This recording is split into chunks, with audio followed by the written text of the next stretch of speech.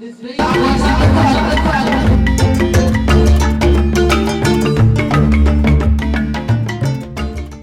زخبركم دخاترتي مدبات راديو إيرنا بفلايد ما مدباب جزينا نسخم تسنح دلون أراب نشاق برهان نسي اليوم دماء عدومات اللوني عدومات كلت يوم كاب إسرائيل كبرهم تولده كم أول ديكون برها دعميهم زم سباز يوم أبزق زيزي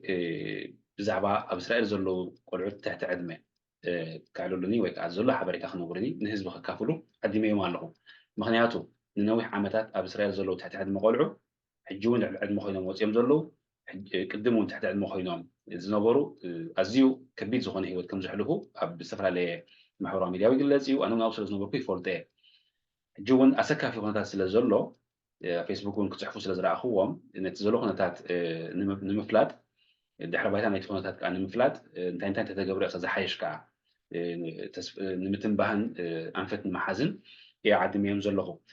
مجمرتا سكي دحر بايتا نشتي كبرهم كا محج مسئل كان يركي أخاد يكون محج تمثل يركي أخاد جن نحسب لك زي تتعرفين أنا يرناموني بزي كاتي أبابو جدا نوع عم تزغبر كايو عابي أبركتو كرسعن كحلفن زي بلو حجون نطف كان كاخد سرح زلخامو وغنا كبر المسكانان يقبع كام خانو أمني نخبرو منكمو تقبرو زلوهم كنتيكم بحفشو كبر المسكانان يقبعكمي قرب دحر بايتاهم من اشتي لا داكون برهقة نجرني دحريو نكونهم كيدنا دحريو نابزلو زعبنا نسجلنا حراي ملؤ سمي برهت عامه زبحال اب سلسته قلعو بعد حدار اب تلايف زنبره ننوح جزء من حدار كوينه اب ابو جدا صريحه دحري كدما خلت عامت دما حدش محدار انا تغيرن عرفت وصه حدش محدار تتكيو دحري ون نطفتات كم سبي كابر كتو خبر كت سلازلني مس كروم مس توم خواتي مولو عقمنا كنبر كت سلازلنا حدش تسفا او كم ابالي مالتي زي اكل مسلني صبو كبروم نايزلك نتفتاتن حجز زلو نتفتات كان قد حجون زنبرن نتفتات كان كم مزخاخري مقلاصو صبو يبحثر زبل من قدي حرنا بتزعبنا اتينا سلام شعوي مجمرنا زعد اللي زغتبنا مخالك بتعمي نمسجنكو أنا كبروم تولد بحال ودا أنو فلتني بزحساب أب استفعال كم أكتيفيست خوين نتفني رقم محجي بحافشة أب محبر حدش تسفا كبتم مستوم مسرتي مسرتن أولن كوينة أب محبر حدش تسفا عقم بعقنا يقلقل لكو أب هوتلاين ون كم حلفي ناي حدا ديبارتمنت كوينة سرح لكم مالتي صبو انا تقصد حتى قد من مسقاري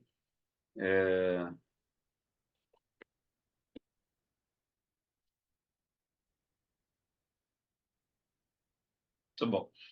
مبار اتي تعدمكم زدرخني مخنيات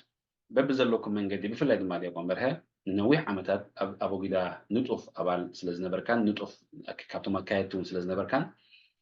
ابتي ابو قدا زبها بيت مرتزساتو قلعو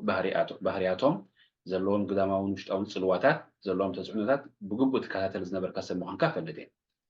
بزي نزي نبلو زرنا لو معنتي كما رأس مريسنا يزرنا تبقى كبرهم وين أبز هوتلاين سلزلخان نوي عملت أبزرائيل سلسقمتان بتحقوا من قدوها أني أب هتقنات نزوردن هتقنات نزولو وهنكاتن استجنزب كم وهنكها سلسترد أخوي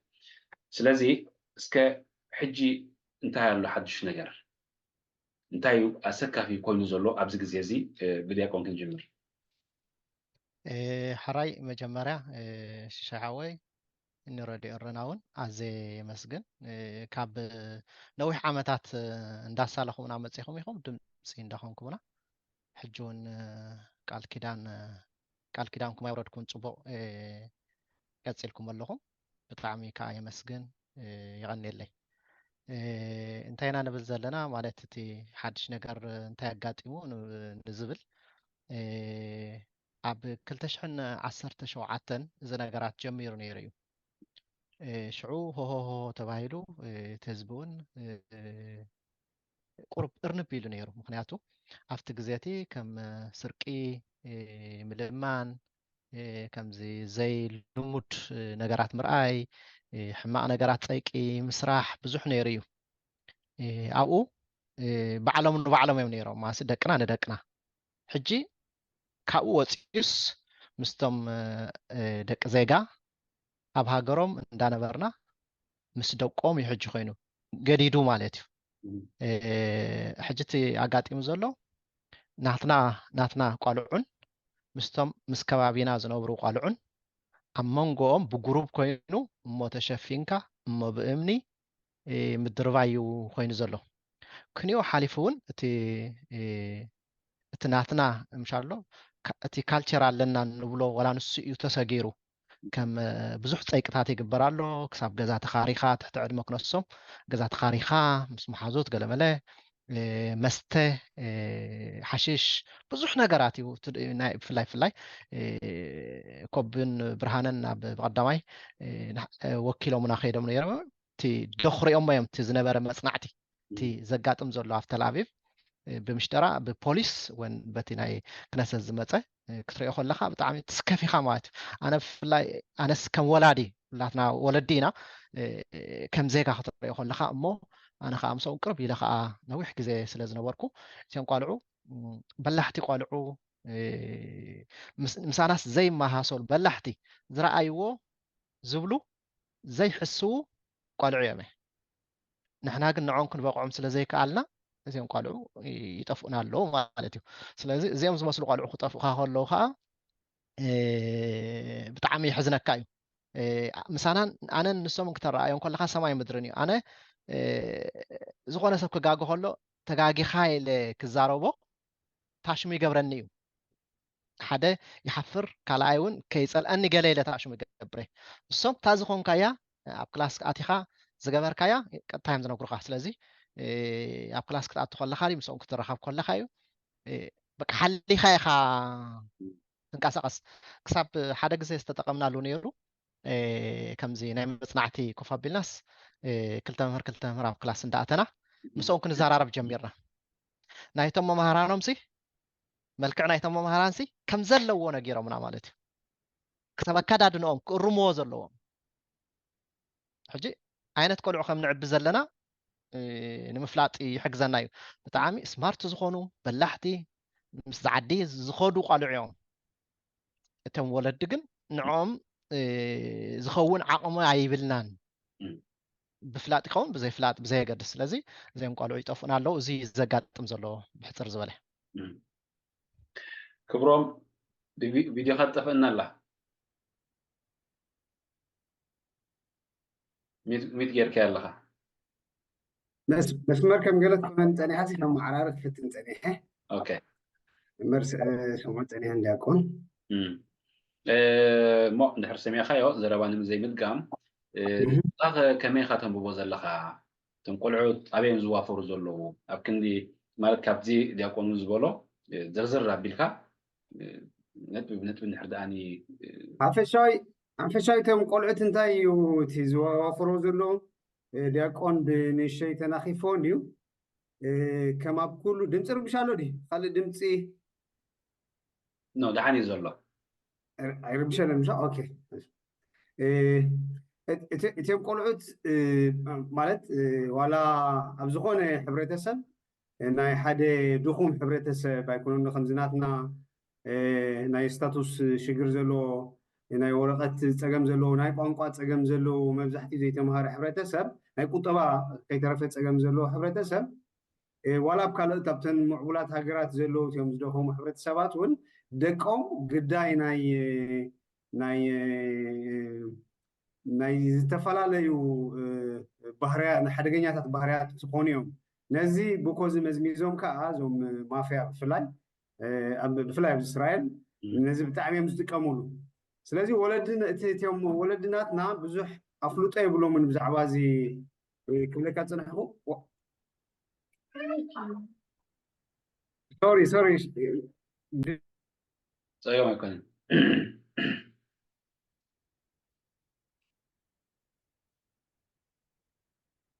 ድሓን ምሳኻ ክንምለስ ኢና ዲያቆን حجي اتي كبروم كبلو صنحه اسكين سخاون دحدا لك إلى إذا أمنت حبريت همون أسفح خدبل اللي تام زوجو توم ما فيها بخميم زمن ملوهم وي بخميم زاتوهم تي ولادي خونه تحبر تسبك أبي بيلي كتكور زلوا وانا بنت مش وصل يوني تمرت خد خلهم مستمولو سديو قرب اسكي تي أنفتات نأتي تي أسرار حنايتهم ما فيها سي انتايز مثل زلوا ويكا بخمي جرام زخطبوهم وي بخمي جرام زحزوهم مسك قرب كتب هاللي حجي كبرم كسبيني ها قرب مهاتون أبدي أكون يا زميلي زر فتحته حجتي كاندي عن نحنا نزاربو أفتح حقاوي دوكيمنت زغربة كاب تبهله وصاينا نحنا نزارب حجت نبلو خا بدوكيمنت استتعزم مالتيو نابنت ደቂ ኣንስትዮ ኣብ ዙኑት ማለት እዩ ኣብ ዙኑት እዩ እቲ ቀንዲ ኣብ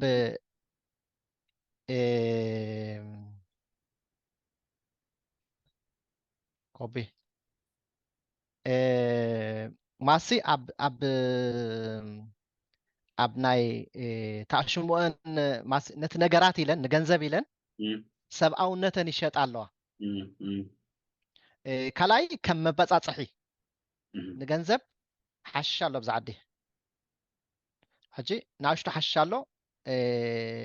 ካብ ናብ ክበፅሕ እሳቶም ይሃድንዎ እዮም ማለት እዩ ሕጂ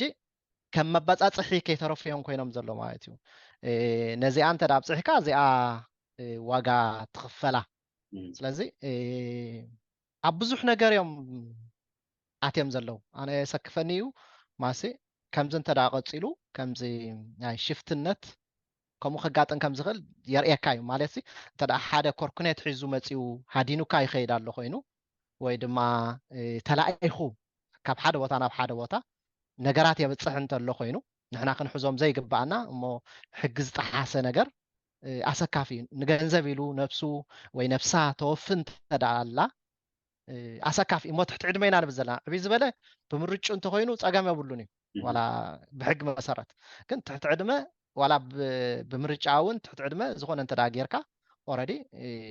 ዋጋናቱ ትኸፍል ኢኻ ማለት ስለዚ ብዙሓት ግን ኣብ ከምዚ ይወድቁ ከም ዘለዎ ወይ ይወድቃ ከም ዘለዋ እቲ ዶክመንት ሕጋዊ ዶክመንት ይሕብር ኣሎ ገዛ ክራይ ተኻሪኻ መስተ ቮድካ በሎ ኩሉ እቲ መስተ ኣርካላዊ መስተ ንሕና እንኳ ሰቲናዮ ዘይንፈልጥ ስለዚ ማሲ ንሂወትካስ ብጣዕሚ እዩ ማዕጥኻ ዝሕርር ስለዚ እቶም ዓበይቲ እውን ሰቲናዮ ንፈልጥ ኢና ንሕና ምክንያቱ ንሂወት ሓደገኛ እዩ ዘይሕግዘና ነገር ክንገብር ኣይንደሊና ስለዚ እቲ ዝወስድዎ ዘለው ደቅና መሰረቱ ከም ሰብ ከቐፅሎም ይኽእል ዶ እንተኢልና መወዳእቱ ናብ ሆምሌስ እዩ ክወስዶም ዝኽእል ምክንያቱ እንታይ እዩ ካብ ሰብ ትንፀል ኢኻ ወልፍታት ኣለካ እቲ ሕማቅ ወልፍታት ምስ ኣለውካ ካብ ሰብ ክትንፀል ኢኻ በሰብ ከይርኤካ ክስከፍ ኢኻ ክትርሕቕ ኢኻ ዘርካ እንታይ እዩ ማለት እዩ ድሕሪ ምውዳቕ ኢኻ ምክንያቱ ገንዘብ የብልካ ነብስኻ ክትኣሊ ወይ ድማ ነብስኻ ይትኽእልን ኢኻ ክትወድቕ ኢኻ ማለት ስለዚ እቲ ዘሎ ብድሆታት ቀሊል ኣይኮነን እንተ ደኣ ኩላትና ተሓጋጊዝና ግን ምክንያቱ ናይ ቀዳምነት ዝበሃል ኣሎ ናይ ቀዳምነትና ኣለሊና ብፍላይ ወለዲ ደው እንተኢልና ክንዕርዮ ንኽእል ኢና ዝብል ሓሳብ እዩ ዘለኒ ፅቡቅ እስኪ ክብሮም ናብ ዝርዝር ኣቲና ቁርብ ዝርዝር ኣቢልካ ክትነግረኒ ኢኻ ምክንያቱ እቲ ሕጂ ብኣንደበቱን ዝወፅእ ዘሎን ኣብ ባይታ ዘሎን ቁርብ ስለ ፍልይ ዝሪአሉ ዘለኹ ዝርዝር ኣቢልካ ክትገልፆ ከለካ ነቲ ሰብ እውን ዝያዳ ስእሊ ንክህልዎ ስለዝሕግዝ ኣብ ናይ ሓሽ ብዝሳሕ ክብለና ፀኒሑ ዲያቆን ዋላ እውን እቲ ናይ ምዝማው ነብስኻ ሓሊፍካ ምሃብ ሞ ተረባሒ ናይቲ ንስኻ ትሸጦ ዘለካ ነብሲ ምዃኑ እውን ክብለና ፀኒሑ ካልእ እስኪ ትውስኸልና ነገር እንተሎ ዝያዳ ስእሊ ዝፈጥር ዝያዳ መብርሂ ዝህብ እቲ ፀገም ከምዚ መጀመርያ ቅድም ኣቢለ ክገልፆ ዝፈተንኩ እቲኦም ቆልዑት ማለት ኩሉ ግዜ ትሕቲ ዕድመ እንድዩ ሓላፍነት ዝወስደሉ ወላዲ ወይ ድማ መንግስቲ ክህሉ ግድነት እዩ ኣብተን ምዕቡላት ሃገራት ኣብተን ዓዲ ሕጊ ማለት እዩ ከም በዓል እስራኤል ሕጂ እቶም ቆልዑት ከም ጥፋኣተኛታት ጌርካ ክስታይ ክትገብሮም ኣይትኽእልን ኢኻ ምክንያቱ እሶም ዝበቀሉሉ ባይታ ብዙሕ ጉድለት ዘለዎ ባይታ እዩ እንደገና ዋላ እውን ነደንግፁካ እዮም ምክንያቱ زم قولت اليوم نجوه أب كتري أب بيت مرتي إسرائيلاوين كوينهم نا إسرائيلاوين فاليوس كبرتات كمهارو وعلو كاب قانقاس قاب هايمانوت بولو كمهارو وعلو نا مشت جزا مسمولو سقا إرتراوين كوينهم تنا إرتراوي كبرتات قانقا دبولو ولا تتعلاليان وبعلو أب كتري أب ممهر نا إسرائيلاوين ممهرهم نتا خوينهم كحاتو نتا خوينهم كزاروبو خمهرهم وعل أب جزا مسمتو خا مسديومن مسبومن نتا خوينهم حسابهم ككافلون زي فكادهم هون زي حجي كونفيز قبرهم يتنقل مالت أنا حجي بعلم ويا خوينا ولا خستح قبرو تلي كألكو أنا جن كابتي معلتا وزريون يتنقلت شجر زيو كاب أدميهم زي قدس مالتين دا لبوم دا فلتو مس كودو بفلاي رسوم كودنو جمهور كم زي دياكم كله تصنع حاجة جنزب بخليل كرخبولو زخولو أجات أميتات يفتشوا حجي مخا بالطعم حدا جينا خوينو زولو كم زي ناي مافيا جروب فتيرهم أبتي جوجيلي أبال نخون نفسه كف قلعة جنزب خفل ولدي أبتلاعب زولو بفلاي مع نزي جودايزي مع ركن داي فلتوهم أنا عندي يردانني مخناتو كتركب كلا خاب زغنا أخي وأنا ولد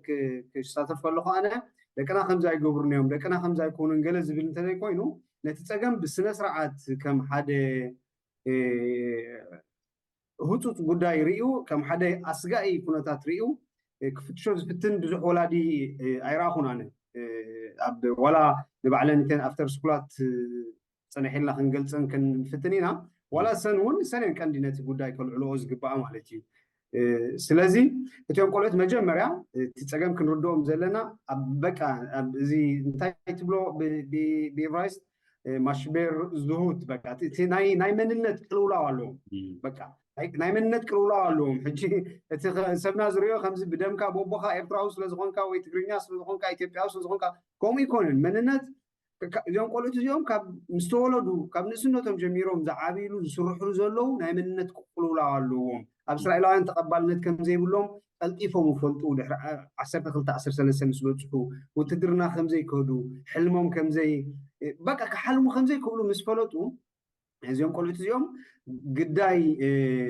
ምዝመዛ ናይ ዓዋሉ ክኾኑ ንቡር እዩ ኣብዚ ሕጂ ከም ወለዲ ናትና ሓላፍነት ናይ ወለዲ ሓላፍነት ናትና ኦቨር ስራሕ የድሊ ማለት እዩ ናትና ዝያዳ ፃዕሪ ናትና نحنا سي ولا نفسنا إلنا نسرائيلان كنمثل نتنا إسرائيل سيستم كنفلتو خنمهار ولا زي كألنا حجي قول عدنا بدو بزنا له ساعات جن نقول عدنا خنبن أبتناتهم درجة خنبتصح 100 500 ولا أنت زي تردأنا يوم قلعة كوفي الكافت رادو حسابه خجلت أم منتاي وعيلو مسمن وعيلو فلتون الحرب كيل كانوا بعلو حدث فترة له كونفيدنس لذلهم نحنا ولدينا خن تاشم خن كون زلنا بن أتي أبايتا زرق زلوا جن بتعمي أسكافيو بتعمي كم حبرة السب زون قلت اليوم صباح نجوا من البات تي كفترة لهم زخيل شجرات بحبرة السب خون ولا نتيوم قلت سنحيلنا خنتن كفوينا تزلوا شجرات جن كم زخبلكات صنعوا نفسه كيف قلعة درجة بفلايب زدو بتلاقي زلوا أبتن ناي مافيا جروبات زبالة حساب أبال ناي أبالنت جنزب كفيلو أبال زي كونه قول عدار جايلن ولدي يفلتون يمزي ولدي يفلتوه ولادهم فتشوا جبا لجناتهم مافيا خان ناي شابيران ناي شخونات تيكفان تباهيلهم كفالا ليو جميرو مالو اتي political conflict ناي تحبرت السب ناي دقفتي ناي تقاومتي اندابل كسامعوي اجي ماس اخلات سبا دق 30 دق 4 عامت ولا اندحر بعوتا سمعوا ديقا قيح إلهم كزاربون دحر جميرهم زون قولت سيهم زلومدو مجوجي جال تقعي محاز بقونت مفتاح يمزلوم لا باس نحن نمتعينا خبرهم دحر أكيد كالي أبدي أكون كمتعي بمنتر ولدي كنريوينا حجب زين زارب زلنا نولدي نموكاس هيكوننا نتم سناتون نموكاس هيكوننا إحنا نزارب زلنا تتريوتات انتهي مسل الله كبيت بجيسو من انتهي ترى عند عتز أويتوخه يفوكس ويفتح ناتنا هقنا نسيو حجب بوجن ولدي زلوهم بدهوتاتن كجبروز جبوهم كأني انتلون كتنجرنا دياكون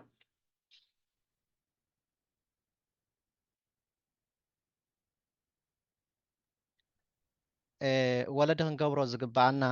ብዙሕ ነገር ኣሎ እዩ ብድሆታት ኣሎ እዩ እቲ ብድሆታት ርኢሻዓኦምና ዝኾነ ንዕኡ ንግደፎ ብዛዕባ ወረቐት ብዛዕባ ገለ ብዛዕባ መንግስቲ እዚ ናይ ኩላትና እዩ ኣነ ኣካሌ ክብሮም ኣካል እዩ ስኻውን ነርካየ ኢኻ እቲ ክንገብሮ ንኽእል ኣይገበርናን ኢና ንሕና ሲ ምስ ደቅና የለናን ንሕና ካብ ነምፅኦ በረከት ደቅና ተኻፈልቲ ኣይኮኑን ብዘይ ሓላፍነት ኣይወሰድናን እንታይ ማለት መስለካ እንተ ደኣ ክልተ ወለዲ ይሰርሑ ኣለዉ ኮይኖም ሲ ንውላዶም ምዕባይስ ይከብደና ዶ ኢለ እንተሓቲተ ኣነ ኣይከብደናን እዩ እቲ ናይ ወረቐት ናይ ገለ ግደፎ ድሓን ዘጋጥም ዘሎ ክብሮም ስለ ዝፈልጦ እንታይ ኣጋጥመና ኣሎ ኦረዲ ኣብኡ ብዙሕ ዘዛርባ ኣይኮነ ማለት ማሲ እቲ ናይ መንግስቲ ዘሎ ኩላትና ኢና ኣብኡ ዘለና እቲ ሽግር ኣብ ኩላትና እዩ ስኻውን ነርካየ ኢኻ ኣካል ስለ ዝኾንካ ሕጂ ንደቅና ዘይከውን ዓቕሚ ድዩ ዘለና ኣይኮነን ንምንታይ ኢና ክንገብሮ ዘይከኣልና ናፅነት ኣይብልናን ናፅነትና ብካልእ ተወሲዱ እዩ ዘሎ ካልኦት እዮም ዘመሓድርዎ ገንዘብና ንሓዳርና እቶም ንፉዓት ወለዲ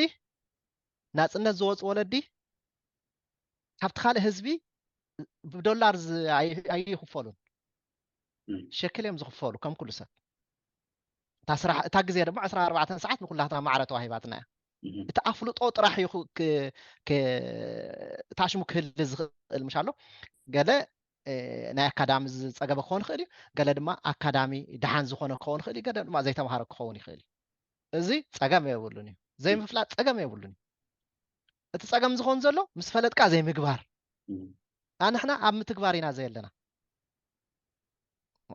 ኣነ ይዝክሮ እያ ኣብ 2017 ሓንቲ ቪድዮ ሰራሕና ነይራ ንፅረፈሉ ጥራሕ ነይራ ማስ ቆልዓ ናበይ ከይዳ ኣሎ ፍለጡ ትጋገይኹም ዘሎ ቤተክርስትያን ንኸይድ እንተሎሲ ልክዕ ከም ዝኸደስ ፍለጡ ቤተክርስትያን ከይዱ ፀልዩ ዲ ተማሂሩ ይመፅእ ከም ዘሎ ፍለጡ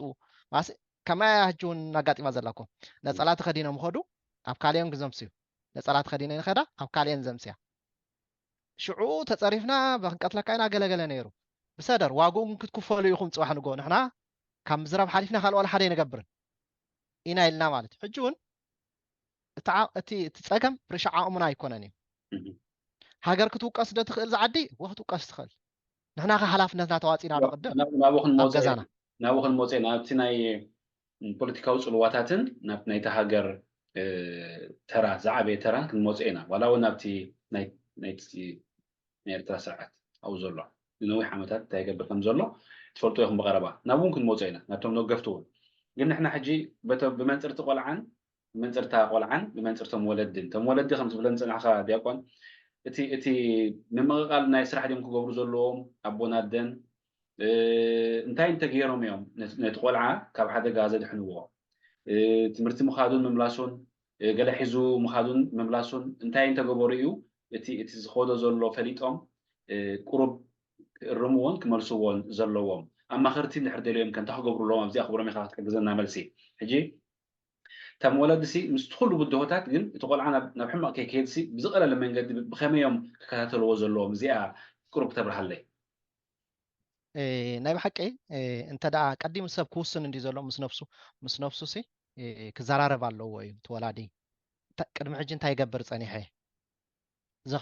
ዝኸዶ ዝነበርኩ መንገዲ ፅቡቕ ኣይነበረን ውፅኢት ካብ ዘረኸብካ ሰብ ዝዘሮ እዩ ዝዓፅድ ፅቡቕ ውፅኢት ኣይፍረናን ንኸዶ ዝነበርና ጌጋይ ነይሩ ሓደ ማስ ክትኣምን ኣለካ ከይኣመንካ ምቕያር የለን እዩ ምልዋጥ የለን እዩ ቀዲምና ክንኣምን እዩ ዘለና ዘጥፋእናዮ ባጀት በሎ ዝኸድናዮ በሎ ንቆልዓ ዘየርብሕ እዩ ነይሩ ገንዘብና ሲ ኣብ ደቅና ኣይፈረየን ንደቅና ኣይተዋህቦምን ክንደይ ገንዘብ ኮነ ኢና ንሰርሕ ኢና እኮ ካብ መጠን ንላዕሊ ንሰርሕ ኢና ከም ናህና ህዝቢ ዝሰርሕ ኣይረኣኹን ኣነ ንሰርሕ ኢና ገንዘብ ኣበይ ትጥቀመሉ ብኸመይ ትጥቀመሉ ንምንታይ ትጥቀመሉ ግን የለን ኣብ ካርታ ኣብ ገለ ሕጂ እዚ ሰብ ከም ዝወደቐ እንተዘይኣሚኑ ኣነ መፍትሕታት ክቦ ይኽእል እየ ቀሊል ኮርስ ኣብ ዝሓለፈ ሂብና ነርና ኣነ ኮብ ናይ ሕጊ ኣነ ድማ ናይ ሲስተም ናይ ትምህርቲ ኣብ ዓድና ክተመሃር ኢልካ ኢኻ ትሰዶ ምስ ዘጉዩ መምሃራን ዘጉዩ እሶም ከዓ ከምኦም ዝመስል ሰብ ክፈጥሩ ኢሎም በታ ዘላቶም ዓቕሚ እንታይ እዮም ዝገብሩ ይጓያዩ ማለት እዩ ሕጂ ኣብዚ ግን ሲስተም ካል እዩ نتنا أبت بيت مرتي تولاديو زل على حلف النزول له في بيت مرتي معلتاوي قدامنا كن آمن لنا كم استجاجنا كي آمنا كنت ساين خلينا انت دا أخو مخوين خا انت دا آمنا كنت قليليو نفط سيستم كن ملا سالنا ما تنا إيرترا سيستم نخوض زنبرنا كدم سسترح يزلو تعرف نوصل زلنا دوك نبلا يزلنا وصاي نغبرو زلنا عبدقنا وصاي كخون يزلو نام نفسنا نملس قديمنا نحنا انت دا تنقالعكم بدل يبلو منكم تخبز بولو بدل يبلو منكم ودقات ناي ابون ادن ودقاتي تنقالعو واغا زخفلو زلو مالتي نحنا ناصنا سلا زيرخبنا نحنا ناصنا تيرخبنا اب حداركو سب ناصنا يدليو بتا زلاتو تمسغن يلو بفقري كنبر الله ما يون اخلتكو انت تراداديخا እቲ ሓዳር ብኻልእ ሰባት እዩ ዝእለ ዘሎ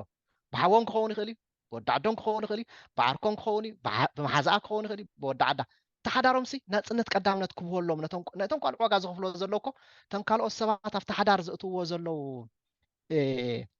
ነገራትን እቲ ወልፊ ነምፆ ዘለና ኣነ ክኸውን ይኽእል ሰበይተይ ክትኮን ትኽእል ማለት እዩ ነምፆ ዘለና ኣነ ካርታ እንተዳ ይውዕላለ ሰበይተይ እንተዳ ስራሕ ትውዕላላ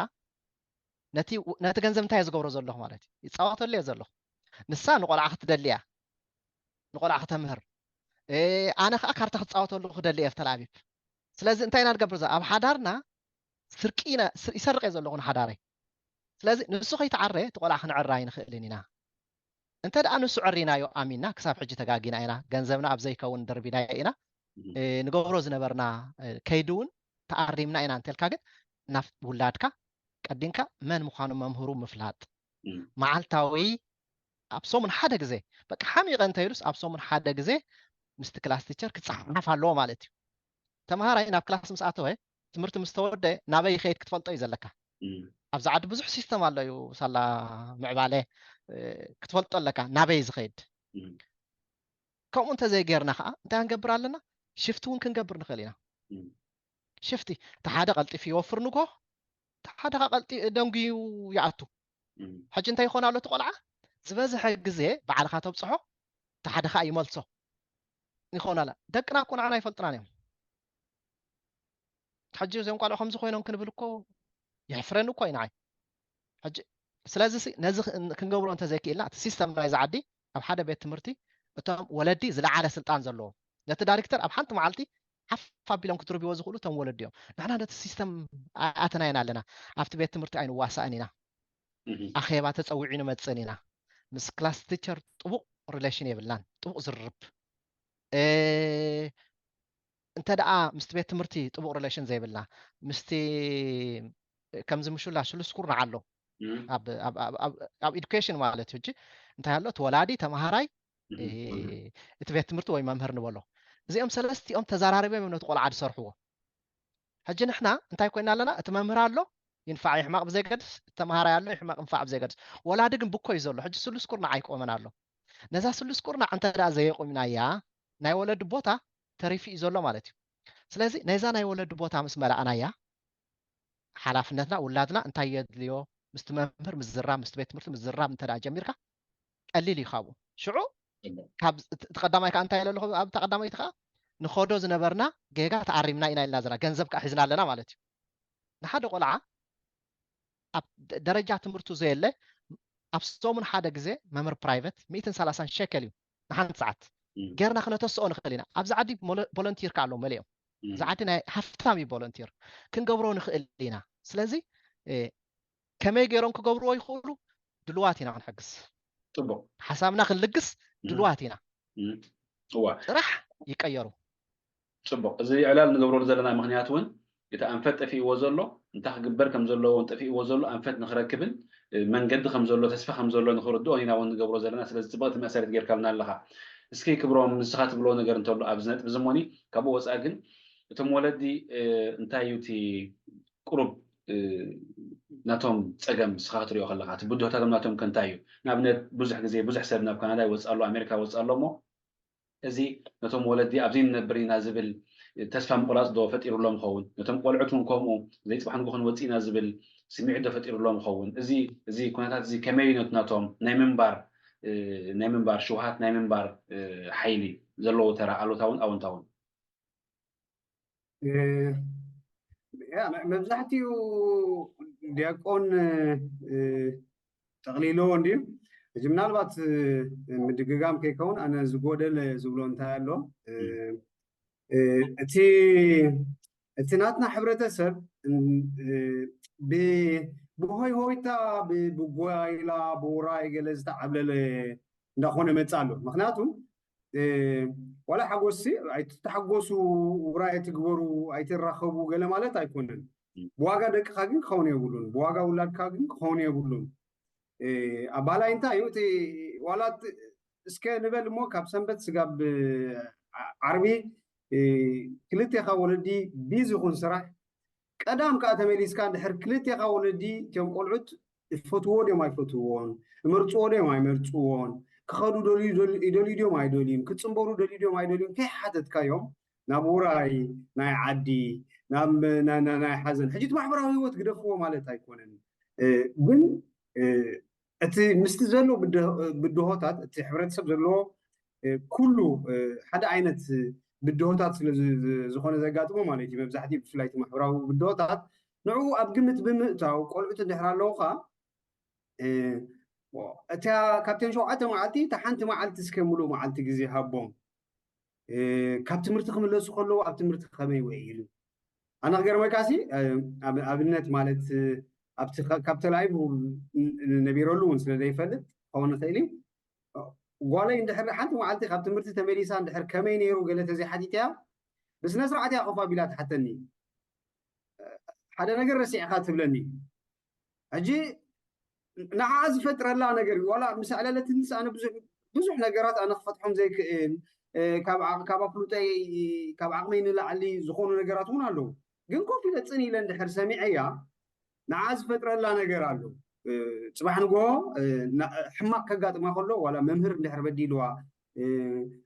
መምሃርታ እንድሕር በዲሎማ ከዓ በቃ ሓሪቃ ድያ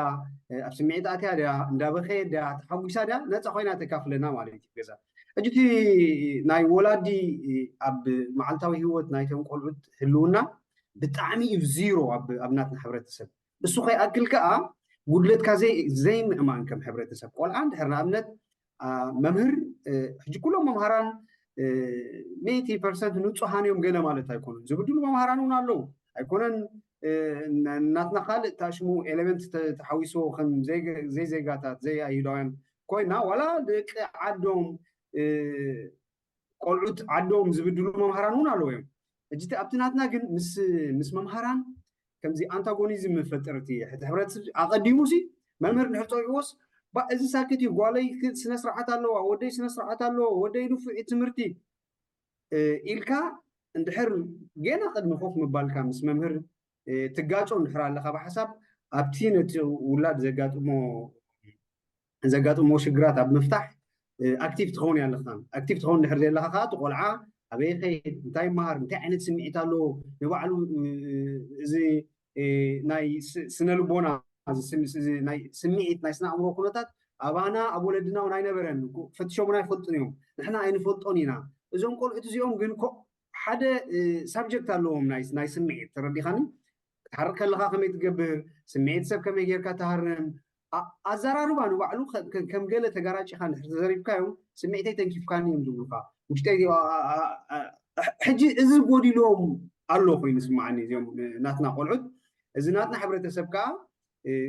ክገብሮ ክዕረ እንድሕር ኮይኑ ክዕረ እንድሕር ኮይኑ መጀመርያ ነገር ምስ ሰብ ሞያ ምስ መምሃራን ተባቢርካ ምስራሕ በቃ ናቶም ዕላማ ነቲ ቆልዓ ፍልጠት ንምሃብ እዩ ፍልጠት ንምቕሳም እዩ ድሓር ከዓ እንድሕር ንስኻ 12 ሰዓት ሰሪሕካ ገዛ ተኣቱ እንድሕር ኣለካ ቆልዓ ሰዓት 8 ንጎ ምስ ከደ ስጋብ ሰዓት 6 ቤት ትምህርቲ ውዕል እንድሕር ኣሎ ኮይኑ መን ይወላዲ እዩ ነዚ ቆልዓ እቲ 10 ሰዓት 6 ሰዓት 8 ሰዓት ምስ ዝውዕል ዘሎ ይወላዲ እዩ ንሱ እዩ ዝፈልጦ ትክክለኛ ባህሪ እዩ ሕጂ ኣብ ክንዲ ማለት እቲ ቀልጢፍካ ክስታይ ተፀራሪ ታሽሙ ምግባር ምስማዕን ኣብ ግዜኡ ምስ ሰብ ሞያ ምምኻርን ኣገዳሲ ይብል ልዕሊ ኩሉ ከቋርፁ ዘለዎ እዚ ሕብረተሰብናትና ግን እዚኦም ቆልዑት እንድሕር ንደልዮም ንፈትዎም ንሓልየሎም መጻኢ ዕድሎም ከዓ የተሓሳስበና እንድሕር ኮይኑ ዝንኸፍሎ ዘለና ዋጋ ፅባሕ ንጎ ባዶ ከይከውን እዞም ቆልዑት እኩል ግዜ ክንህቦም ኣለና እንደገና ከዓ ፈረድቲ ክንከውን የብልና ንሕና ከምኡ ኢና ዓቢና ከምቲ ንሕና ዝዓበናዮ ከነዕብዮም ኣይንኽእልን ኢና እቲ ባይታ ሰማይን ምድርን ይፍልይ ዘለዎ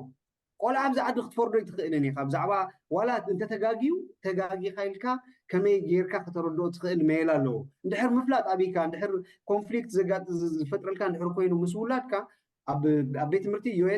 ዮኤፅ ኣማኸርቲ ኣለዉ ኣማኸርቲ መምሃራን ኣለዉ ንስኦም ተረዳዳእ ንስኦም ክትፈትሖ ፈትን ናይ ቋንቋ ኮንፍሊክት እንድሕር ኣለካ ኤክስ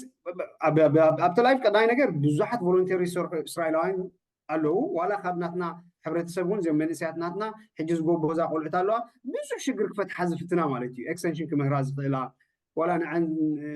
ደሓን ዝኾነ ሚኒሞም ገንዘብ ሂብካ ግድን ኣይኮነን ቋንቋ ክትክእል ዘለካ ግድን ኣይኮነን ሕሳብ ክትክእል ዘለካ ጥራይ ነቶም ቆልዑት ግዜ ክትቦም ክክእል ኣለካ እንደገና ከዓ ነፃ ኮይንካ ሓሳቦም ክትሰምዖምን ከተካፍሎምን ኣለካ ንባዕሉ ካብዚ ንካናዳ እንድሕር ትኸይድ ኣለካ ኮይንካ ኣትሊስት ካብ ልዕሊ 10 ዓመት ዝኾነ ቆልዓ ከተካፍሎ ኣለካ ብዛዕባ መፃኢ ዕድሉ ኢኻ ትውስን ዘለካ ብዛዕባ መፃኢ ዕድሉ እንዳወሰንካ ከለካ ካናዳ ክኸይድ ደሊ ድዩ ካብ እስራኤል ክፈላለ ደሊ ድዩ እንታይ ዓይነት ቅልውላው ከስዕበሉ ክእል ከይፈለጥካ ወሲንካ ኣየር ቲኬት ምስ ተቆረፀ ካናዳ ንኸይድ ኣለና ዕሩኽትካ ማሓዙትካ ደቂ ትምህርትካ ባይበሎም ትብሎ እንድሕር ኮይንካ ምናልባት መብዛሕትኦም ናይ ወላዲ ትእዛዝ ኮይኖም ካብዚ ዓዲ ክኸዱ ክኽእሉ እዮም ካብዚ ዓዲ ምስ ከዱ ኣብኡ እውን ክፈጥረሎም ዝኽእል ሽግር ኣሎ ገሊኦም ከዓ ድሮ ክማን ሕጂ ክቃወሙ ጀሚሮም ኣለዉ ወላዲ ኣየር ቲኬት ቆሪፁ ታሽሙ ገብረሎም ክጠፍኡ ዝጅምሩ ኣለዉ ማለት እዩ ስለዚ ወለዲ ከም ምሳሌ ከም እኹላት ሰባት በቃ ከምኡ ንብሎ ንሕና እኹል ሰብ ኢና ንብሎ ሓሳብ ከተካፍሎ ኣብዚ ዓዲ ግን ካብ ህፃንነቶም እዮም ሓሳቦም ዘካፍልዎም ነፃ ኮይና ኮፍ ኢልና ክነዘራርቦም ክንክእል ኣለና ክንዕቆም የብልናን ከዓ ክንዕቕ የብልናን ፈረድቲ ክንከውን የብልናን እየ ዝብል ፅቡቅ የመስለካ እስኪ ዲያቆን በርሀ ኣብ ዝብሎ ኣብዚ ክብሮም ዝበሎ ትምሎ ነገር እንተሎ ፅቡቅ ንእሽተይ ክንሰምዕ እሞ እንተዘይኮይኑ ግን ሕቶ ክስዕብ ኣብ እንታይ መላኹ ነይረ ኩሉ ኢልዎ እዩ እቶም ንካናዳ ወይ ናብ ደገ ተበጊስና ዘለና እንታይ ደይ ክንወፅእ ኢና እዮም ዝብሉ ማለት እዩ ሕጂ ንኣብነት ቅድሚ 6 ዓመት ክንወፅእ ኢና ኢሎም ዝነበሩ ዋላ ቀዳማይ ክፍሊ እንተነይሩ ክንደይ በፂሑ ኣሎ ማለት እዩ 5-6 ይበፂሑ ኣሎ ዋላ ኣብ ጋን ዝነበረ እውን ካልኣይ ክፍሊ በፂሑ ኣሎ ማለት እዩ ሕጂ ሓደ ገረብ እንተዳ ዘይኮስኪስካያ እንተዳ ድፍዑ ዘይሂብካያ ካብዝን ንሽወደን ወሲደያ ወላ ሓደ ይትኾን እያ መሰረታዊ ማለት መሰረት ሕጂ ናይ ብሓቂ እዚ ኣብዚ ንሪኦ ዘለና ኣብ ካናዳ ክረአ እዩ እመነኒኻ ክረአ እዩ እንታይ ማለት እዩ ሓደ እቶም ቆልዑ መሰረት የብሎም መሰረት ተዘይብሉ ከዓኒ ኩሉ ግዜ ኮንፊደንስ የብሉን ማለት እዩ ሕጂ ደይ ንካናዳ ሕጂ ኣብዚኣ ብቀዳማይ ምስ ሓደ ተዘራሪበ ነይረ ኣብ ሓደ ቤት ትምህርቲ ሓንቲ ዓሌታዊት መምህር ኣላ ከምዚ ኢለ ኣማኺረ ማለት እዩ ከምዚ ግበር እሞ ንሕና ባዕልና ሓላፍነት ክንወስድ ኢና ጥራሕ እዚኣ ሓግዘና ኢለ እዮም እዚኣ ሓግዘና ጭብጢ ክህሉ ኣለዎ ኢሎም ሞ ኢለ ኣይሰርሕን እያ ንዓይ ዝሕተን ነገር ኣይገብርኒ ኢሎም ሞ ዝበሃል ኣይሰርሕን ኣብዛ ኣይሰርሕን ንዓይ ከምኡ ትበለኒ እንተዳ ኤቪደንስ ኣለካ ከምዚኣ ግበር በዚኣ እንተዳ ሒዝናያ ሪከርድ ኣሎ ንእሽቶ ኣብታ ፖርሳ ግበረሎ ተቆልዓ ኢለ እዮም መዓልታዊ ታሪክ ከርድ ፈትሻ ከምቶም እስራኤላውያን ንኹን እንተዳ ጭብጢ ኣለካ ኣንሕና ከም ትካል ክንሰርሓሉ ኢና ንውላድካ ነፃ ተውፅእ ንካልኦት እውን ነፃ ተውፅእ እንተዘየለ ግን እዚኣ ከምዚ ኢላቶም ኣይሰርሕን እዩ ኢለዮ ክላግ ደፎ ደይ ካናዳ ክንከይድ ኢና ኢሉኒ ሓራ ኢለዮ ከይደ ማለት ሕጂ እንታይ ኢና ንብል ዘለና ማለት እዩ ወለዲ ካናዳ ክንከይድ ኢና ንብል እቶም ቆልዑ ዕድመኦም እንዳዓበዩ ይዓብዩ ኣለዉ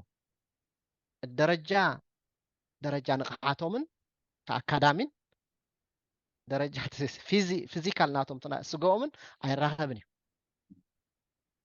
ኣብ ካናዳ እንታይ ክኸውን እዩ ኣብ ካናዳ ካብ ቀዳማይ ክፍሊ ከጀምርዎ ኣይከኣልን እዩ ስለዚ ኣብዚ ውንጌግ ኣሎ እዩ ማለት እቶም ክንከይድ ኢና ዝብሉ ዘለዉ ክሳብታ ዝኸዱ ከምህርዎም እዮም ዘለዎም በቲ ሲስተም ንካናዳ ክንከይድና ኢሎም ነቶም ቆልዑ ኣብ ኣኼባ ይሳተፉ ኣብ ገለ ይሳተፉ መምህር ከም ዝብልዎም ይሳተፉ ክላ ስራሕ እንድየ ዘለኹ ስራሕ እንተለ በቲ ናይ ምስራ ደኺኖ ሕጊ በቲ ናይ ኤዱኬሽን ሕጊ ናይ እስራኤል ቆልዓኻ ገለ እንተዳ ኮይኑ ካብ ስራሕ ወፂኻ ክትመፅእ ይፍቀደካ ካብኡ ወፂኻ ናብ ትምህርቲ ተፀዊዕኻ መፂኻ እንተዳ ተሰኪካ እቲ ሓላፊኻ ኣስራሒኻ ይቅፅዕ እዩ ስራሕ እንድየ ዘለኹ ገለ እቲ ቆልዓ ናትና እዩ እቲ ቆልዓ ውላደ እዩ ዝያዳ ሓላፍነት ዘለኒ ኣነ እየ እንተ ተፀዊዕ ክመፅእ ዘለኒ ኣነ ባዕለ እየ ስራሕ ገለ እዚ ካልኣ እዩ ተወሳኺ እዩ ስለዚ ኣብዚ እውን ኮንፍሊክት ኣሎ እዩ በቃ ሕጂ ስራሕን ቆልዓን ዋና ሓደ እዩ ዘይራኸብ ማለት እዩ እዚ ክብል ከለኹ ግን ኣብ እስራኤልና ንነብር ኩሉ ሽግር ንፈልጦ ኢና ኣብ ሕቆና ኣሎ እዩ ማለት እዩ ሕጂ እንታይ ድዩ ማለት ከምዚ ሓደ ከምስ በልኮን ሓደ ክላስካ ትውዳዝኡ ስለ ዘለካ እዩ ወሲድካ ኢኻ ጠፊእኻና ለክልተ ዓመት እኳ ጠፊእኻና ገለ ይብሉኒ ድሓን ይግበረለይ ፅቡቕ ፀገም የብሉን ይግበረለይ በሊዑ ትብሉ ይግበረለይ ትውዳዝኡት ኣለዎ ትብሉ ይግበረለይ ፀገም የብሉን ኢለ ስሒቀ ከይደ ማለት ሕጂ እንታይ እዩ ነዚ ክንብል ከለና ነቲ ሲስተም ክትመሃሮ ኣለካ እንዲ ንሕና ተማሂርና ኢና ምክንያቱ ምስተጋጨና ከም ወለድ እኳ ኣነ ከምኦም ከ ነይረ ይጋጨ ናፍቲ ከይድ ቅኑዕ ይመስለኒ ኣነ ቅኑዕ ይመስለኒ እቲ ዝገብሮ ኦኬ ድሓር ነቲ ሲስተም ዝተምሃርኮ ዝገብሮ ዝነበርኩ ጌጋታት ከም ዝነበረ ርአዮ ማለት እዩ ሶ ነቶም መምሃራን ክምህሩ እዮም ዝመፁ ዘለዉ ንዖም ከም ፀላእቲ ክተቐምጦም ይብልካኒ መሰረቱ ዋላ እንተልዮ እውን ዶኪመንት ክትሕዝ ዘለካ ማለት እዩ ብዶኪመንት ኩሉ ነገር ክትገብር ኢኻ ንሕና መፅናዕቲ ዝገበርናዮ ኣሎ ኣብ ዝሓለፈ መፅናዕቲ ጌርና ነርና ብትካል ናብ መንግስቲ ዝኣቱ ሓደ መምህር እንታይ ኢልና ፈጥካ ትበኪኻ ማለት ትበኪ ኣጋጣሚ ኣነ ነይረ ክብሮም ነይሩ ብርሃነ እቲ ዓመታት ንዛረበሉ ዝነበርና እዚ ከምዚ በቃ ክእለ ኣለዎ ኢሉ ማለት ሕጂ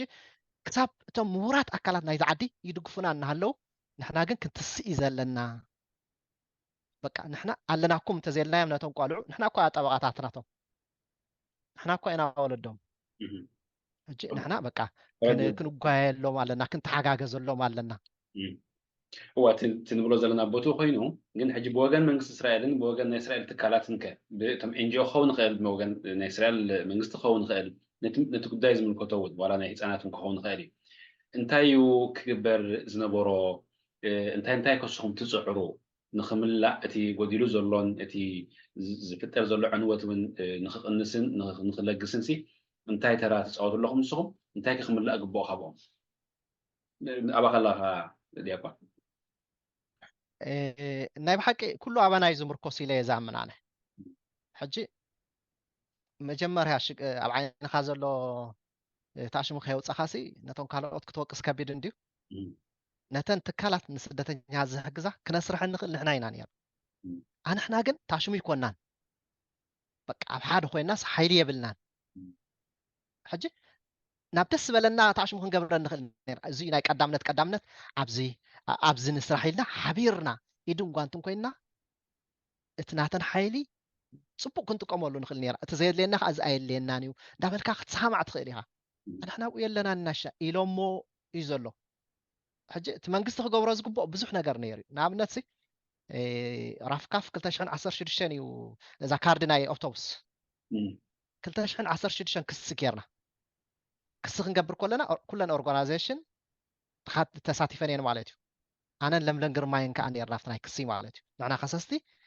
ብባጀት ግን ኩለን ኦርጋናይዜሽን ነይረን ተሳቲፎኖ እየነ ብቤት ፍርዲ ክንዕወት ኣይከኣልናን ነዊሕ ገይሩ ነዊሕ ወሲዱ ክንዕወት ኣይከኣልናን ድሓርቲ ዝነበረ ጠበቃ ቮለንቲር ነይሩ ሕጂ ኣብ መንጎ ገዲፉና ማለት እዩ ድሕሪኡ እውን ተሓጋጊዝና እንታይ ኮይና ኣብ ናይ ዲፕሎማሲ ከዓ ፅዒርና ማለት ርኢኻ ያታ ናይ ተምሃሮ ካርዲ ሕጂ ቅድሚ ሕጂ 600 ወርሒ ንሓደ ቆልዓ ይበፅሕ ነይረ ኣነ ሕጂ 120 ኢና ንኸፍል ዘለና ተፈቂዱና ከምቶም እስራኤላውያን ማለት እዩ እንተፅዒርና ክግበር ይከኣሉ ኢለ ይሓስብ ተረርቲ እዮም ቀለልቲ ይኮኑን እዮም ዓዲ ተረርቲ እዮም ትፈልጦም ከዓ ስለ ዝኾንካ ንሕና ግን እንታይ ኣይኮና ንሕና ቀዳምነት ሓይልናስ ኣይተኣከበን ሕጂ ሓይልኻ እንተዘይተኣኪቡ ነቲ ትደልዮ ቀጥታ ክትሃርሞ ይትኽእልን ኢኻ ምክንያቱ እንታይ ትኾኑ ኣለካ እቲ ሓይሊ ይባታተን ኣሎ ናና ሓይሊ ተባታቲኑ እዩ ዘሎ እቶም ውሕዳት ንረዳእ ውሕዳት ኢና ክብሮም بكل انتنو كردأني كردوني خيله سلازينا خاص كاب ناي كورونا ينا مس كبروم بقدموس سلامتها طرح ينيرنا مالت اب كورونا ግን ريخاياتا ስራሕ ዝተሰርሐት ነለና ቀጽልና ማለት እዩ ንፋዓት ሕዋት ነይረውና ስለዚ ንሕና ሓይለና እንተዳ ዘይጠንኪሩ ንኻልእ ክንወቅስ ኣይንኽእልና ኣነ ነፍሰይ ዝወቅስ ነፍስና እየ ዝወቅስ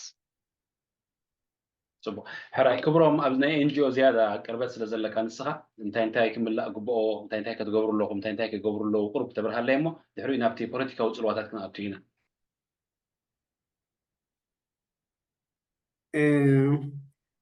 أجي NGO اختبر كلها ولا تن إسرائيلان محبرات ترايلي يكون إحنا كم محبر ولا نتنا كم محبر حدش تسفى أنت لو سبك فلت أزلو مسيلك أبز عدي خوك زي تحت حقي تحت عدمي قالو حقي تحت عدمي تسرعات حقي عند حرنا تقول بزقبا اختاليو زي كوينكا أنت ما خنيها تاي قد سوري تسرعات حقي أي مرمرنيو زيهم ستاتوس لزي بلوم سي زيهم ولدوس ورقة هابوهم مو ولادهم بجوبو بجيرهم كأليو قال ملا أي بلني ردي خان تيوم قلعت بسنة سرعات بجوبو إلا يندحر زي اللو خينام مقبول قول لهم نحرر له خينو راسيهم بيت مرتي متسون نحرر له خينام كبيت مرتي يبخرون نحرر له خينام سدروهم جوبو مكتال جبروا لهم زي اللو نحرر خينام even أب ترجع أفيهم بزي ولادي بزي علي أب حدا جينا بوتان دحر ترخيبهم حدا جزء متنقطع خلا جزء متنقطع سالسا جزء موسادي يقلن كله هجي نتن محبرات كوانا جميل كا لبخام اللي خانة تزولو شجرات إدكا تيخا ناي منقصة كالات ناي حقي ناي سرعة حقي متتاو من خي تقبرولو إذا قلنا 850 بفلا يبدو بتلعب زلا زي كل أكتر شام عليك ناتو اليوم قلعت زوعلو كابتانات جميل كاقدو فخاب أوانا يوارح عندما جميل كا مواليه تانات زقبر زلو مخزن ناي قلعتي مخزن كم قلعت ولا تقندي ما سيتي تمسرت أو ما سيتي كمان كويس جمر سقاب عندما 3 عامات زلو قنقات بالا يكون اليوم قال لي نيجيريا فرقه انجليز الى فرقه فرنسا الى فرقه برايس بقى زين كل عسيب تاعهم زحزنوها حجي زين محبراتك بفتنان حجتي منالبات تي وصيتاو هي قالسي دحر غيركاس وصيت ترخبولو تخيليخا كاب حدغاسيت وصيتو يبزح الكات غنغمو بابيو كاب كلي 16 او 18 نلعن زلو مالتي ترديخاني مخنياتو تي ناي ستاتوس ناي ورقة قداي ناي تمرتي ناي حلمي قداي عاويل كاخد زاربولو تخيليخا تيوم منسياتون نفسهم زخولو 16 سبعي غورزايا ترديخاني أبو كتنطف تخيليخا اتي حجي زاربنا زولو غينو زم قلعت زبالشو زولو تحت 16 عامت قدمي مبصحوم ما ابو زخونو زولو ازخا انس نحنا ولا بمحبر ماسي يكون كندي زي قوم يرو ميلات بحال حفتنا بزعدي بنشتي عمل بزعدي تماهيرا زودت تمرتي ابي يونيفرسيتي مارزلا حجي ليكتشر غيرا ناي كلتا كفالات هلاوي ولدي اب تمرتس كمايو حقنا اذا عدي بزح كورس كنفتينا حجي ساعه نحري بالكا نتستوهابي حبريتا ويكا كورس نحر زيت كامل سب نحر زي لو خوينو سخالا إلكا حفته بالمالتي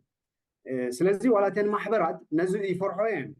اجنابنت سبات بقى مسيلا اساف قلمل هوت لاين قليلو يمار كغرمكا نتي دخمتات نايت حبرتسب نتي دخم غون نايت حبرتسب اب قمت بمئتاو نتي باهلي نايت حبرتسب اب قمت بمئتاو بزح شلل كبحال زخاللو اغاطاميتات هونالو قلعت كالتيفوم كاب سدروم زي إليلو اجبت حدا حنصاب انا حجي كم سب ترير حقي تتحقس بدروخو كله تدلي نتيوم قلعت نصبق نتيوم قلعت بتا حدا خات يوم ولدي يحزنوكا مخنات تغيچت سلازولو ግን اذن دحر كفتح تزيكي له ابز حاطير غزي زبلكا زولو شعوه ምናልባት እንድሕር ትሪኦ ትኮይን ካብ ፌስቡክ ሲ ክንደይ ግዜ ዳርጋ ኣብ ሰሙን ዝረኣየ ዓይኑ ይብራህ ዝበሃሉ ትሕቲ ዕድመ ቆልዑት ትርኢ ካብ እስራኤል ኣብ ሰሙን ሓደ ክልተ ግዜ ሲ ፖሊስ ኣብ ፌስቡክ ከማን ዘይወፅእ ብውሽጢ ግሩፓት ወፃባት ዝሰዱልና ፖሊስ መዓት እዩ ሰሙናዊ ማለት እዩ እዚኦም ቆልዑት እዚኦም ብምሉኦም ኣብ እስራኤላውያን እንተዝኸውን ነይሩ ማለት እዩ ብምሉኦም ወይ ናብ ማኦን ናብ ምሽብኻ ኦሜት ዝበሃል ኪሉ ናብ ኣላይት ስድራ ቤት ይወሃቡ ወይ ድማ ናብ ፕሪምያ ዕፁ ወሕዳር ቤት ትምህርቲ ይኣትዉ ኣብዚአን ክልቲአን ምስ ኣተዉ ከም ወላዲ ዝተመሓየሽካ ተመሓየሽ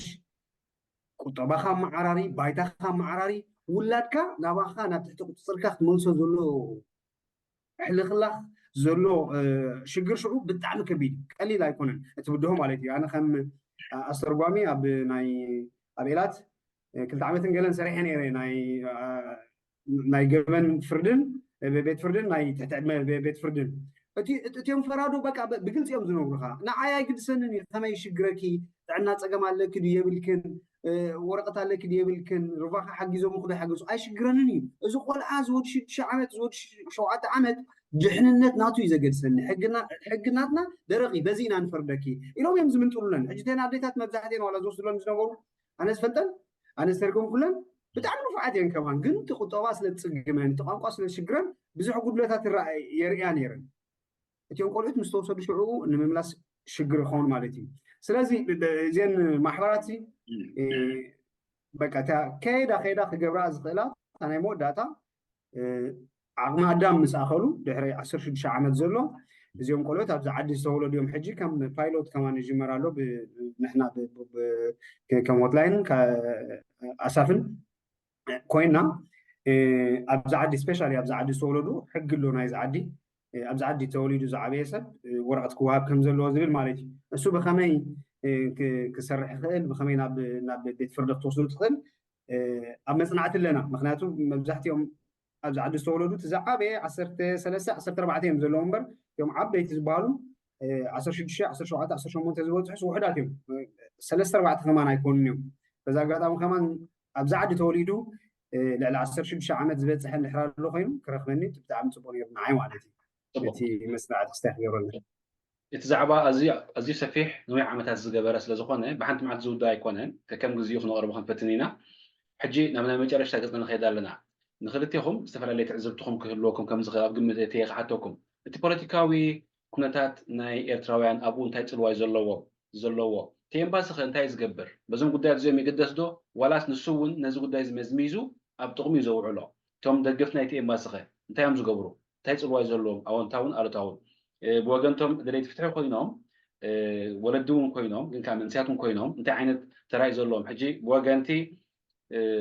ኤምባሲን ብወገንቶም ደገፍትን እስኪ ዲያቆን ክተብርሃለ እሞ ብወገንቶም ድሌት ፍትሒ ኮይኖም ዘለዎም ተራ ከዓኒ ክብሮም ትብርሃለ ኢኻ ስኒሐልካ ሓፈሹ ክትሪኦ ከለኻ እቲ ናይ ፖለቲካ ፀገማት ኣብዛ ዓዲ ምስ ተፈጥረ እቲ ፀገማት እውን ነዊሕ ዝገበረ ነቶም ቆልዑ ተንኪፍዎም እዩ ኣብኦም እውን ኣትዩ ብቐዳማይ ኣርፃ ገይረ ነይረ ታሽሙ ገይረ ነይረ ተምሃሮ ተፀዊዐ እስኻ ኣዶ ምስኻ ከኸል ኢሎም ተባይሶም ነይሮም ሕጂ እቲ ቤት ትምህርትስ እንታይ ክትገብር ኣለካ ኢሎም ቀይሕን ማለት ከይኻ መስለኒ ነቶም ወ ከምኡ ኢሎም ሲ እቶም ቆልዑ ተባይሶም ነንሕድሕዶም ሕጂ ነቶም ቆልዑ ግን ነጊረዮም ማለት እዩ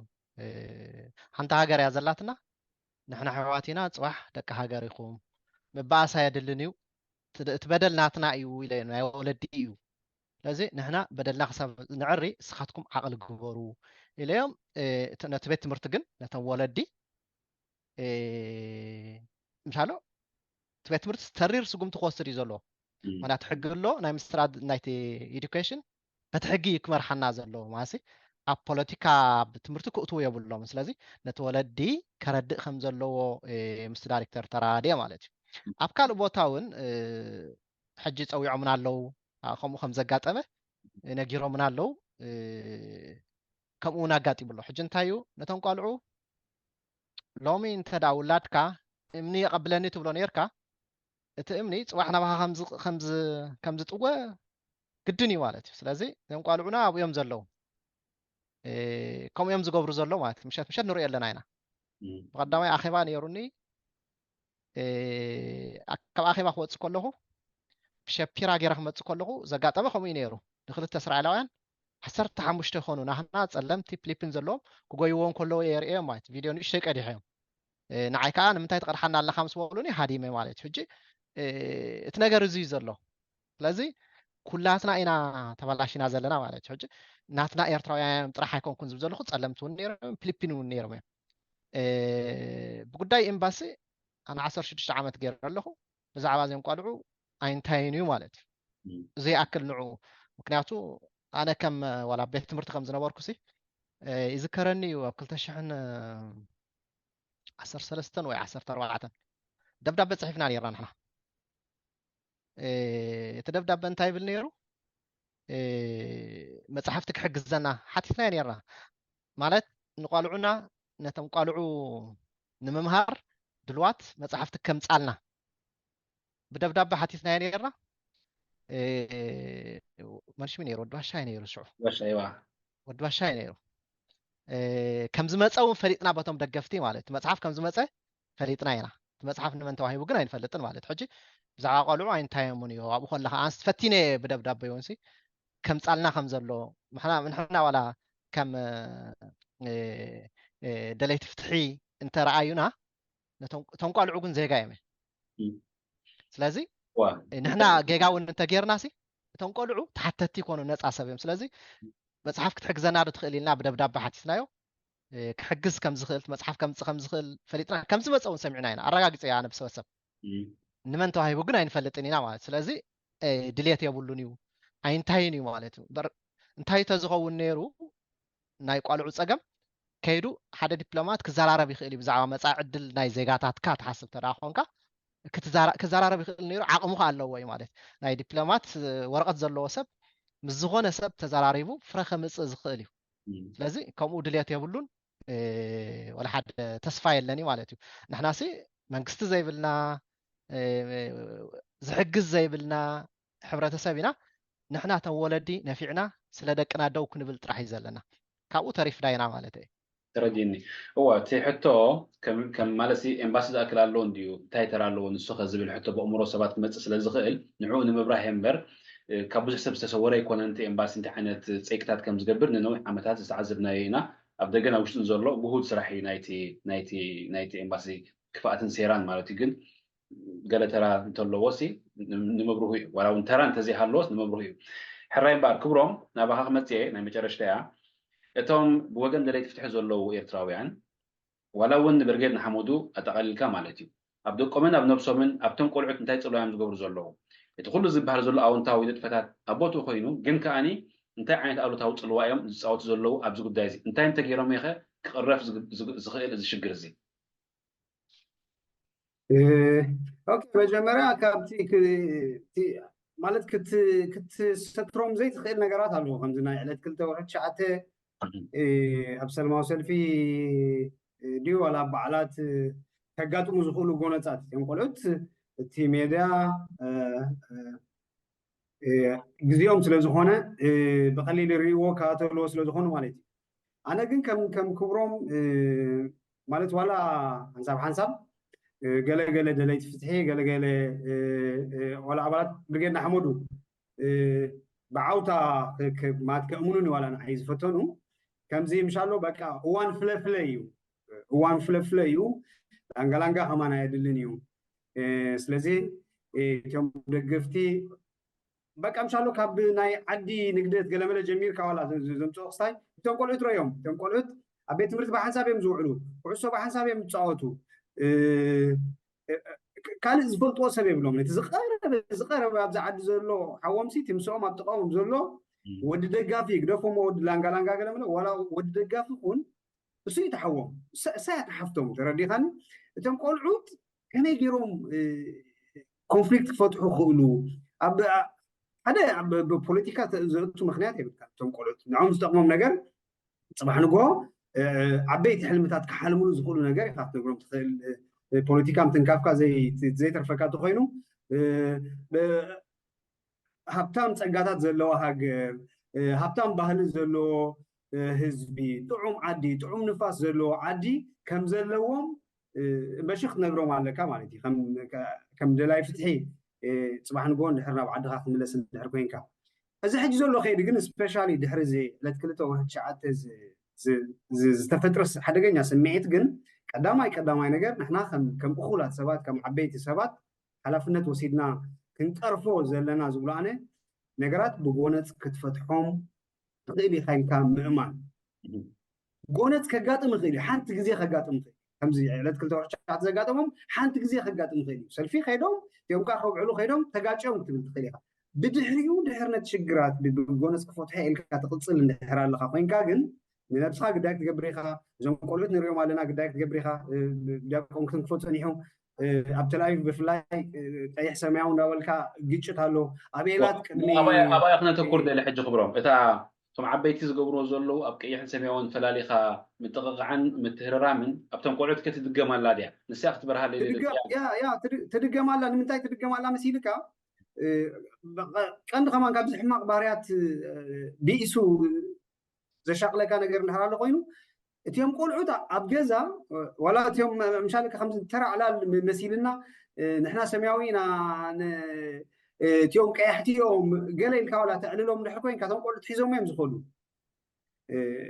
ንሕና ከምዚ ጌርና ነዚኦም ቀያሕቲ ሃሪምናዮም ንሕና ነዚኦም ሰማያዊ ከምዚ ጌርና ሃሪምናዮም ኣሰኒፍናዮም ዋላ ከምዚ ምሻልካ ብግርህነት እውን ክኸውን ይኽእል እቶም ቆልዑት ከምኡ ትብሎም እንድሕር ኣለካ ሒዞም እዮም ዝኸዱ ከምኡ እዮም ዝጥቀምሉ ሽዑ ዘይፈልጥዎ ነገር ብፍላይ ኣብ ክሊ 13 14 15 ምስ በፅሑ ብድሕሪኡ ዘሎ ዝፈጥርዎም ጉጅለታት በቃ ብመለለይ ፈጢሮም ሓደገኛ ዝኾነ ኣካይዳ ከዱ ኣለዉ ልዕሊኡ ዝኸደ ከዓ ንኣብነት ኣብ ኤላት ቅድሚ ወርሒ ከይደ ነይረ እዞም ቆልዑት ደቂ ላንጋላንጋ ደቂ ደገፍቲ ተባሂልካ ካብ ኩዕሶ ካብ ጋንታታት ከይተረፈ ዝተነፀሉ ቆልዑት ኣለዉ ኣነ ሰንቢደ ክበክደ የብለካ ኣለኹ ትሸሓወ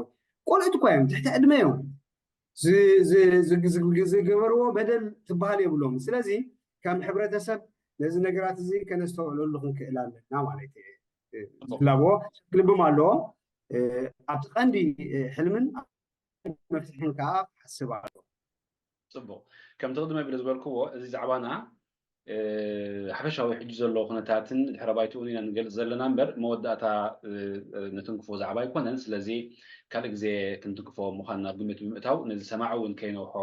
ኣብ ግምት ብምእታው በዚ ክንወዲ ኢና ግን ናይ መጨረሽታ ዲያቆን ኣብ ወለዲ ዘለካ ለብዋ ክሰምዕ ክፍትነ ክፅበየካ ክብሮም ከዓ ኣብ እቶም ቆልዑት ንብሎም ዘለና ዘለካ ለብዋ ክሰምዕ ብጣዕሚ የመስግነካ እዞም ቆልዑሲ ቅድሚ ምውላዶም ምርጫ ተዝህልዎም ሲ ካባና ዶም ተወለዱ ነይሮም ኣምላኽ ግን ንሱ ፈሊጡሲ ብዘይ ምርጫ ከም ዝውለድ ገይሮ ነብሓቂ እንታይ ዝብልሲ ንሕና ከም ወለዲ ደው ክንብል እዩ ዘለና ከም ወለዲ ምሻሎ ምውላድ ኩሉ ሰብ እዩ ዝወልድ ክንገብሮ ዝግባአና ሓላፍነትና ግን ክንወስድ እዩ ዘለና እዚ ንብሎ ዘለና ነቲ በደለኛ ክንገብር ኢልና ኣይኮናን ግን ንሓዋውሶ ኢና ዘለና ፖለቲካ ምስቲ ገለመለ ኩሉ ተሓዋዊሱ እዚኦም ቆልዑ ፅባሕ ሓንቲ ሃገር እያ ዘላትና ኣብ ሓንቲ ሃገር እዮም ክነብሩ ወዮ ንዓና ዝትክኡ ኢና ንብል ዘለና ትዝቃለስ ዘለዎ ንመን ዲዳ ዝቃለስ ዘሎ ሞ ስለዚ ኣብ ኩዕሶ እግሪ የጋጥም ኣሎ ንሪኦ ኣለና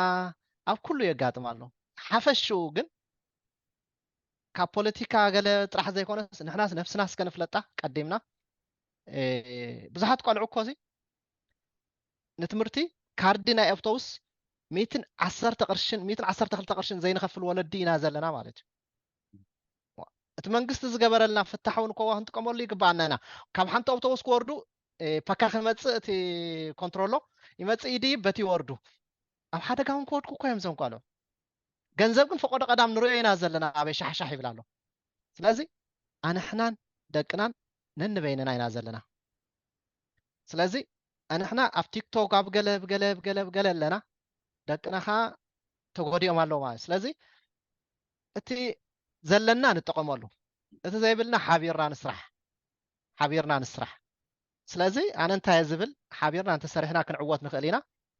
ፖለቲካ ብእምነት ግን ንቆልዑ ኣይንነፅሎም እዚኦም ቆልዑ ሓንቲ ሃገር እያ ዘላቶ ፅባሕ ንግሆ ኣባና ዝወደቐ ፍሽለት እሳቶም ከዓኒ ከማና ክኾኑ እዮም ስለዚ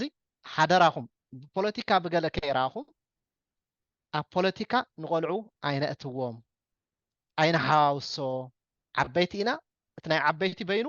እቲ ናይ ቆልዑ በይኑ تناي تمرت بينو تناي حدار بينو حدارنا بوليتيكان كاين حاوسو ناي حدار غزي ناي قلعو غزي نخالاي نهبو انا غزي نخبيه يبوني نعخاي بكاني ምክንያቱ ኮብ እንታይ እዩ ንዓይ ቅድሚ ውላደ እዩ ኮቢ ስለዚ ግዜሲ ግዜ ናይ ቆልዑኻ ንቆልዑኻ ግዜ ናይ ሰበይትኻ ንሰበይትኻ ግዜ ናይ ደቅኻ ንደቅኻ እንተዳ ፖለቲካ ክንሰርሕ ደሊና ወይ ገለ ክንገብር ደሊና ድማ ካብታ ናይ ዕረፍቲ ግዜና ክንገብር ንኽእል ኢና ሕጂ እቲ ግዜስ ኣይንሓውሶ ማለት እዩ ትረዲኒ ዘያለ ቦዋይ حرا يغني لي كبرهم اعترب لك ابتم نتم قلعو زتكره لبوان مخر انت لك مجمرات انكي وش الشحوي تم قلعوت ابي مون زينا تي ملقتي سمعوني رم تزخونو مالت بزح زبال نيرني حجي يرداكاي مالت ولا دفير كاخت مخرومون وشتاي جبريل كاني ربي خاني تم قلعوت اما داتا خيدو تغرينيا سمع قول عن هرنزي ولادي وخصمعون تخيلو جن زيهم قلعوت كاب اسرائيل تبلت تعبى هاجر تجد بابريت كان انا قلت لك لا مش ايش لا مدينه يفا شوا تربوت في ايش لا من لحظه وهم יכולים לחלום אם יכולים להיות מה שהם רוצים אם לא צריכים להרגיש להוריד את הראש תמיד להרים את הראש תספה גבר וולדי כסמעוהם כן יש לנו לאן לחזור זה לא קשור לזה שאנחנו נמצאים כאן עכשיו יש מעמד לא מעמד אז תהיו גאים במה שאתם תלמדו תהיו חכמים תדברו עם ההורים שלכם על משהו שמפריע לכם واخذ له دكه والدي حجي ترينا الله خير بشان له كغزين سريع لن بزوزي تدربا ازي نخلتكم از مسجنكم سلتي نوي حمتات زخده صعركم سلتي دخامكم بلبي مسجنكم كتقصلوا تي تحلموا زلكم تعروا زلكم كاني فرخ ركبوا تمنيته يغلص لكم فوتو انا ولا انت زي عدمكم زخونه زعبا كنزاربوا زغبنا لكم نحر حسيبكم ኣብ ዝኾነ ግዜ ኣነ ነፃየ ነዚ ጉዳይ እዚ ንክንዛረበሉ ኣነ ፈቃደኛ እየ ኤረናውን ፈቃደኛ እያ ንሎም ግን ኣዝየ መስግነኩም ንክለኹም ثانك يو شحاوي ብጣዕሚ شحاوي ንዓኻ ንመሳርሕትኻ ኣዝና ነመስግን ክብረት ሃበና باي